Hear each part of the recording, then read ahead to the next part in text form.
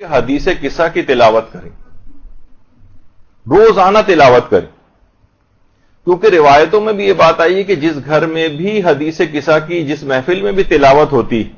وہاں پر برکتوں کا نزول شروع ہو جاتا ہے، فرشتے وہاں پر نازل ہونے لگتے ہیں،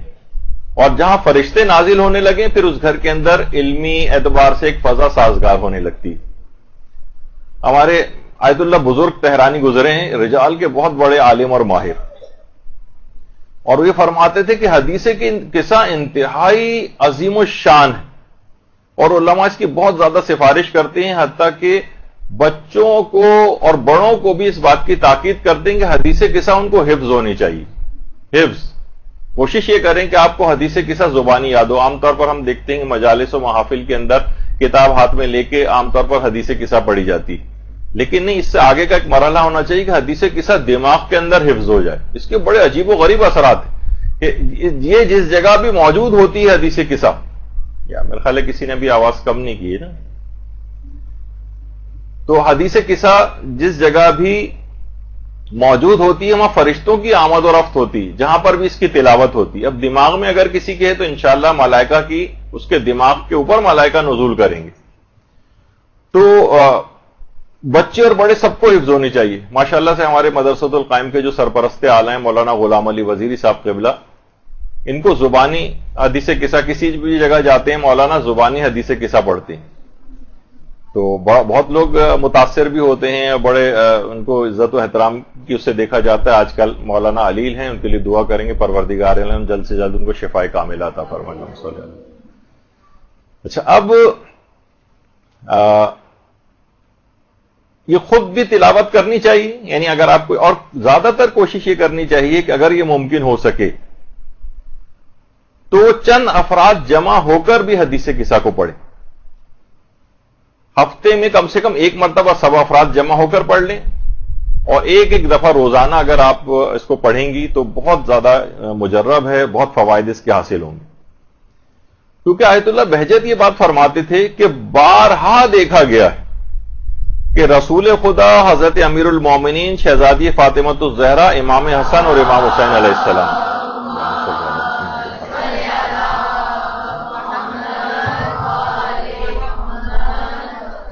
فرماتے ہیں بارہا یہ دیکھا گیا ہے کہ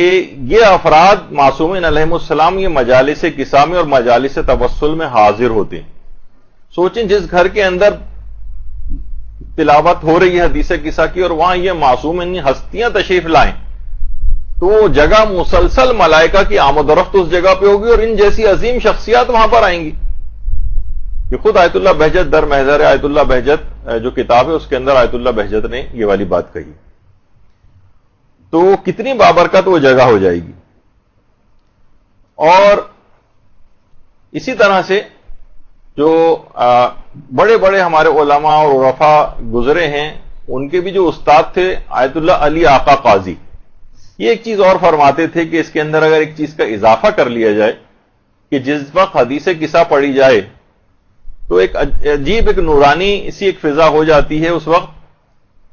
کہ اگر اس جگہ پر عود جلائی جائے، عود ایک خوشبو جو ہے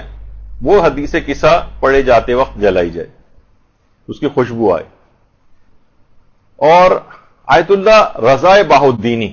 یہ بھی ہمارے بڑے علماء اور عرفاء میں سے گزرے ہیں، یہ بھی فرماتے تھے کہ کوشش یہ کریں کہ حدیث قصہ کو نماز مغربین پڑھنے کے بعد تلاوت کیا جائے، اور اس بات کی بھی کوشش کریں کہ چند افراد مل کر حدیث قصہ کی تلاوت کریں، یعنی کچھ خواتین جمع ہو جائیں، کچھ افراد جمع ہو جائیں، اور حدیث قصہ کو شروع کرنے سے پہلے 14,000 مرتبہ درود کی تلاوت کی جائے۔ درود بھیجیے محمد علیہ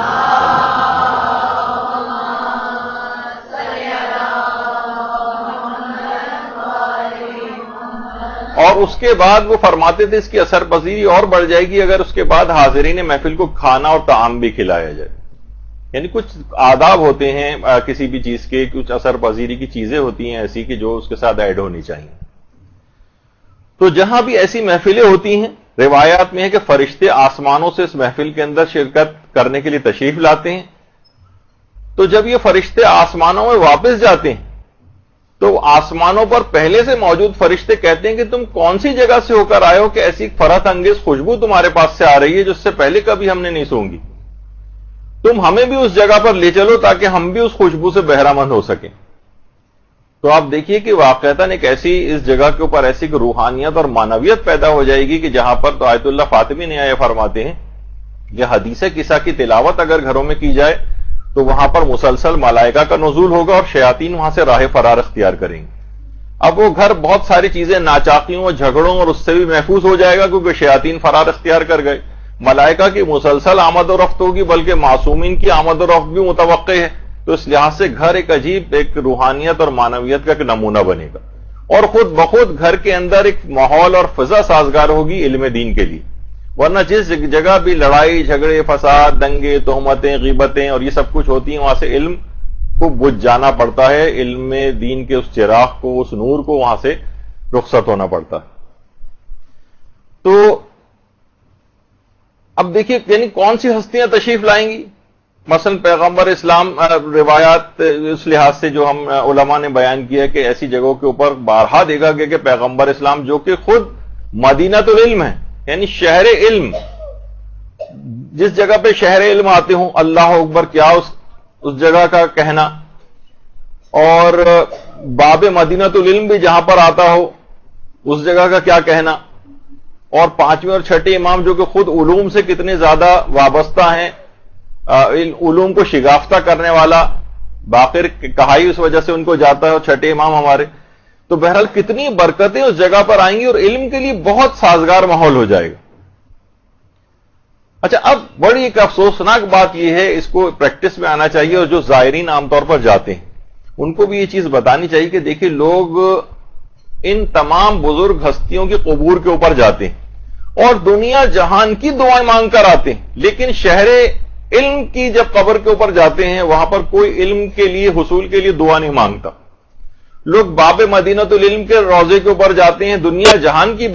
دعائیں مانگیں گے لیکن علم کی کوئی دعا نہیں مانگتا کہ پروردگار ہمیں علم دین سے سرفراز فرما, ہمیں علم معرفت اپنی عطا فرما. یعنی اس طرف نگاہ ہی نہیں, بس زیادہ تر وہی بس چھوٹی دعائیں ہوتی ہیں کہ شادی ہو جائے اور روزگار میں برکت آ جائے اور اولاد ایسی ہو جائے وغیرہ اس طرح سے, بس اس کے علاوہ عام طور پر نہیں دیکھا جاتا. اسی طریقے سے ہمارے پانچویں اور چھٹے امام کی قبور کے اوپر بھی لوگ جاتے ہیں, وہاں دنیا جہان کی دعائیں مانگتے ہیں, لیکن علم جو براہ راست ان ہستیوں کی نمایاں ترین خصوصیت ہے اس کا واسطہ دے کر کبھی علم طلب نہیں کیا جاتا. یہ ایک بہت بڑا المیہ ہے, اس کو بہتر کرنے کی کوشش کرنی چاہیے اور لوگوں کو بھی بتانا چاہیے. یہی وجہ ہے کہ آیت اللہ بہجت کہتے تھے کہ حدیث قصہ ایک معجزہ ہے اور اس کے بے شمار فوائد ذکر ہوئے, بے شمار فوائد. باقاعدہ اگر آپ دیکھیں تو ایک کتاب لکھی گئی جو آقا سید حجت موحد ابتہی کی کتاب, یہ آقا سید حجت موحد ابتہی ہیں. انہوں نے کتاب لکھی ہے نہضت فاطمیہ شماس کرامات فاطمۃ الزہرا سلام اللہ علیہ.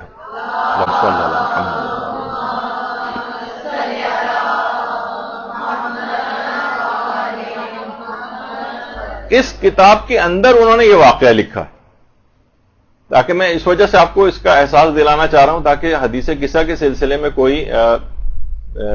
کمزوری اور نہ رہ جائے. وہ فرماتے ہیں کہ امریکہ میں واشنگٹن کا جو علاقہ ہے وہاں پہ حسینیہ رسول اعظم کے نام سے باقاعدہ ایک امام بارگاہ, ہر شب جمعہ وہاں مجلس بھی ہوتی ہے اور مجلس بھی ہوتی تھی اور انشاءاللہ ابھی بھی ہوتی ہوگی, اور حدیث قصہ وغیرہ وہاں تلاوت ہوتی. تو ایک ایرانی عالم دین کا واقعہ لکھا ہے کہ وہ روڈ کے کنارے کھڑے ہوئے تھے کہ اچانک سے ایک بے حجاب ایک عیسائی عورت کی گاڑی رکی اور اس نے کہا کہ کیا آپ ایرانی ہیں؟ اگر آپ میرے لیے دعا کریں کہ میرا جوان بیٹا شدید بیمار ہے, کینسر کا اس کو مرض ہے, حالت اتنی خراب ہے, مسلسل بے ہوش چل رہا ہے وہ, اور اب میں کیا کروں, آپ میرے لیے دعا کریں. تو کہہ رہے ہیں کہ ان عالم دین نے کہا, اس کتاب کے اندر یہ پورا یہ واقعہ ہے, تو انہوں نے کہا کہ شب جمعہ تم حسینیہ رسول اعظم میں آؤ, وہاں پر ایک حدیث قصہ ہوتی ہے, ایک دعا ہوتی ہے, اور اس دعا کے بعد وہاں پر دعا کرو کہ ہمارے رسول اللہ کی بیٹی کا واسطہ دو اور ان کے وسیلے سے اللہ سے دعا کرو کہ تمہارے بیٹے کو شفا عطا کرے. اچھا، اب وہاں جب تم آؤ گی تو وہاں حدیث قصہ کی تلاوت ہوگی، اس کی برکت سے تمہارے بیٹے کو شفا ہو سکتی. شب جمعہ آئی اور وہ عورت بھی وہاں پر آئی اور آ کر اس حدیث قصہ کے اندر بیٹھی اور حدیث قصہ ختم ہوئی. وہاں اس نے دعا کی. اس کے بعد وہاں پر ایک تبرک تقسیم ہوا. تبرک میں کچھ مٹھائی کی طرح کی چیز تھی. اس عالم نے کہا کہ تم اپنے بیمار بیٹے کو اس جو حدیث قصہ کا جو یہ تبرک ملا ہے کچھ اس بچے کو اپنے لے جا کر کھلا دو. اس نے کہا نہیں، وہ کچھ کھا ہی نہیں سکتا، وہ تو تقریباً بے ہوش پڑا ہوا ہے. انہوں نے کہا کوشش یہ کرو کہ اس کا منہ تھوڑا سا کھول کے چند ذرات ہی اس کے منہ میں ڈال دو. اچھا، 2 روز بعد وہ عالم فرماتے ہیں کہ وہ عورت، میں نے دیکھا کہ وہ عورت میری طرف چلی آ رہی اور روتی ہوئی آ رہی. وہ عالم وہ فرماتے ہیں کہ میں نے سوچا کہ شاید اس عورت کا بیٹا انتقال کر گیا ہے. میں تعزیتی الفاظ ابھی اپنے دماغ میں سوچ رہا تھا. اس نے آ کے کہا کہ محترم، میں نے اس تبرک کے چند ذرات اس کے منہ میں جیسے ہی ڈالے، اس جو بے ہوش پڑا ہوا تھا اس نے فوراً آنکھیں کھول دی.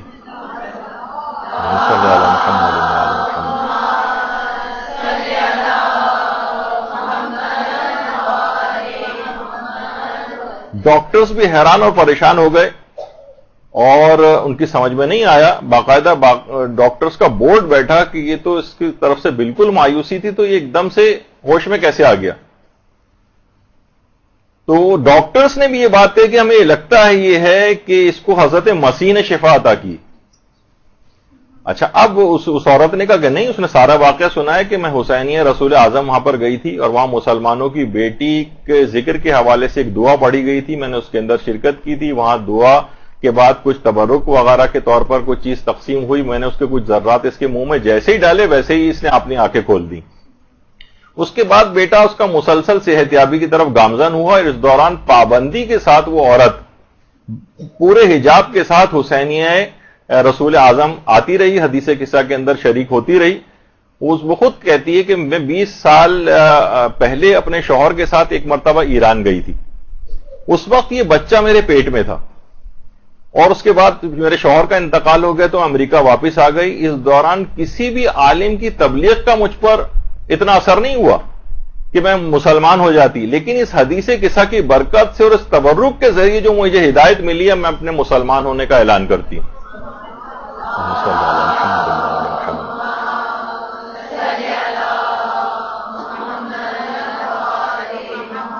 اس کے بعد وہ کتاب میں لکھا ہوا ہے کہ باحجاب وہ آنے لگی اس کے بعد، اور یہاں تک کہ اس کا بیٹا مکمل صحتیاب ہو گیا. نہضت فاطمیہ کے نام سے موحد ابتہی نے جو یہ کتاب لکھی ہے اس کے اندر پورا تفصیل کے ساتھ اس واقعے کو لکھا ہے. تو جسمانی بیماریوں کی شفا بھی اس کے اندر ہے، روحانی بیماریوں کی شفا بھی اس حدیث قصہ کے اندر ہے. علم کے لیے بہترین سازگار راہ اس گھر کے اندر تیار ہوتی ہے اور خوب علمی ترقی وہاں پر ہوتی ہے. تو اس لحاظ سے یہ ایک طریقہ کار یہ بنا گھروں سے لڑائی جھگڑے بھی ختم کرنے کا اور گھر کے اندر علمی ماحول کو سازگار بنانے کا کہ اس کے اندر اس گھر میں پابندی کے ساتھ ہفتے وار، اور اگر ہفتے وار اگر ہو رہی ہے تو چند افراد مل کر کریں اس کو. کچھ افراد سننے والے ہوں، باقی ایک پڑھنے والا ہو، اور اگر روزانہ ممکن ہو تو روزانہ، ورنہ کم سے کم روزانہ ایک مرتبہ تو خود تلاوت کی عادت ڈال لیجیے. بلکہ کچھ ہی دنوں بعد آپ دیکھیں گے کہ مہینہ 1.5 مہینے کے بعد آپ کو زبانی یاد ہو جائے گی اور آپ گھر میں ویسے بھی تلاوت کر سکتی.